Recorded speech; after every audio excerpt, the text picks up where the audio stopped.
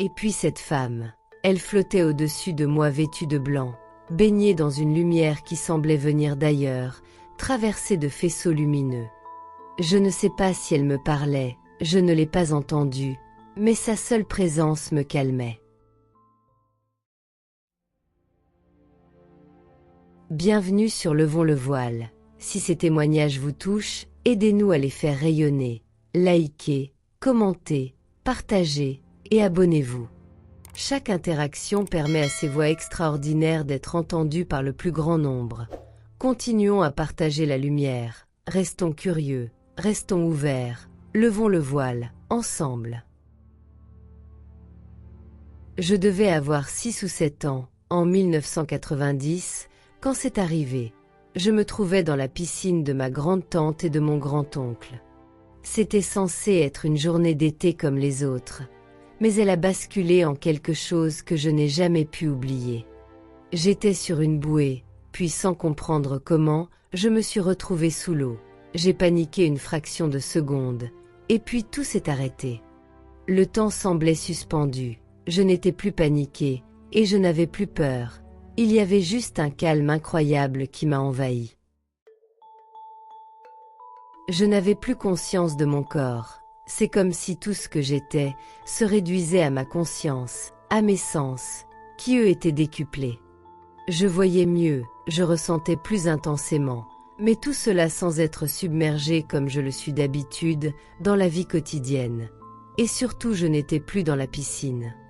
Autour de moi, je pouvais distinguer des arbres, un paysage étrange presque irréel. Et puis cette femme, elle flottait au-dessus de moi vêtue de blanc, baignée dans une lumière qui semblait venir d'ailleurs, traversée de faisceaux lumineux. Je ne sais pas si elle me parlait, je ne l'ai pas entendue, mais sa seule présence me calmait. Ce moment a été pour moi une révélation silencieuse. Moi qui n'avais aucune foi, qui trouvait la religion maladroite et décalée, j'ai su ce jour-là, sans vraiment le comprendre, qu'il existait quelque chose de plus grand que moi. Pas un Dieu comme on nous le décrit, mais une force, une connexion. Et c'est d'ailleurs la seule fois de ma vie où je me suis sentie à ma place et vraiment unie au monde. Puis tout a changé brutalement. Les cris, les bruits de l'eau et les éclats de voix m'ont ramené à la réalité.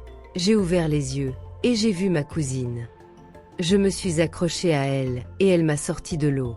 J'ai recraché de l'eau, mais je n'ai pas été hospitalisée, et surtout, je suis restée marquée.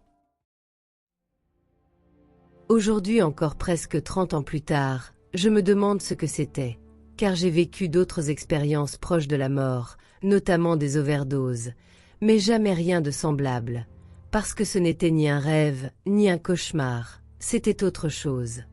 Je n'ai jamais eu d'imagination, je ne peux pas inventer des choses aussi vivantes et aussi nettes. Je me souviens encore de chaque détail, alors que tout le reste de cette période est flou. Je n'ai pas changé du jour au lendemain, et je n'ai pas reçu de message ou de révélation.